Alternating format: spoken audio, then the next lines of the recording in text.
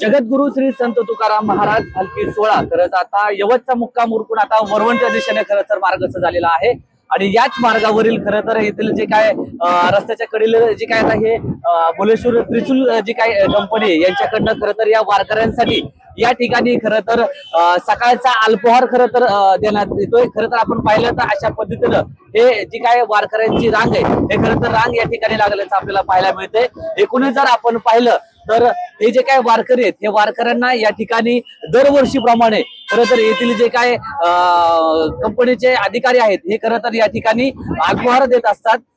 या ठिकाणी जर आपण पाहिलं तर या ठिकाणी अशा पद्धतीनं पाणी बॉटल असेल किंवा हे जेवण असेल यांच्याकडनं दरवर्षीप्रमाणे देण्यात येतं। मला सांगा हे किती वर्षापासून तुम्ही वारकऱ्यांची सेवा करताय? 5 वर्ष झाले, आता हे 5वं वर्ष आहे। 5 वर्षापासून आम्ही वारकरी सगळ्यांना हे करतात, पूर्ण डिस्ट्रीब्युशन। बरेच वारकरी या ठिकाणी आलेले आहेत। सकाळपासून तुम्ही खरं तर अल्पहार देताय, काय आनंद मिळतो?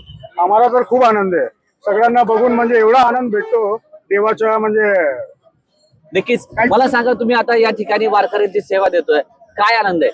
फार म्हणजे आनंद आहे। वारीला जाता जो आनंद वारीला जाऊन जो मिळतो आम्हाला आनंद मिळतो।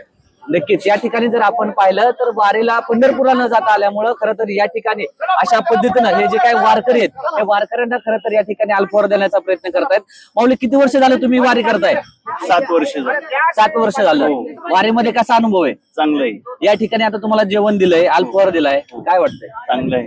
हे याच माझ्या संस्थेवर बर, नक्कीच। या ठिकाणी जर आपण पाहिलं तर माता माऊली आहेत, मला सांगा तुम्ही आता अल्पहार घेतले, पाणी बॉटल दिलंय, यांच्याकडनं दरवर्षीप्रमाणे या ठिकाणी मिळतंय? मिळतंय, काही ना काही घेतातच। आज पण जेवण पण भेटलं, नाही तर काही पण असतं नाही का, कागद, भांडी, ग्लास, वाटी। आनंद वाटतो याच्यामध्ये, या सोहळ्यामध्ये हे सगळं आहे ना, ते आनंद वाटतो। सोहळा निघाल्या वगैरे काय राव वाटत नाही आम्हाला, आम्ही येतोच।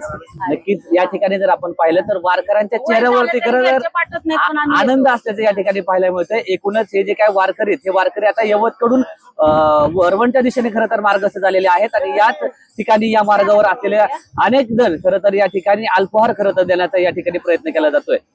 विनोद गायकवाड, टॉप न्यूज मराठी, यवत।